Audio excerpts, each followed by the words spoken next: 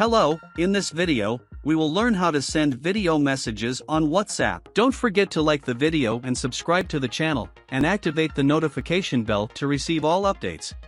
Open the WhatsApp application. Then, enter any chat. Click on the voice recording button to reveal the exclusive video recording button. If you don't see the video recording icon, you need to enable this feature. I will provide the method to enable it at the end of the video. After enabling the feature, press and hold to start and continue recording the video. Swipe left to cancel the video. Swipe up to lock the recording and continue without holding the record button. You can delete the recorded video from here. After finishing the recording, we can send the video using this button.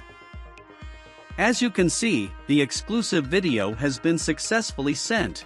Finally, support us by liking the video and following us to receive all the latest updates from our videos. Thank you, and see you in the next video.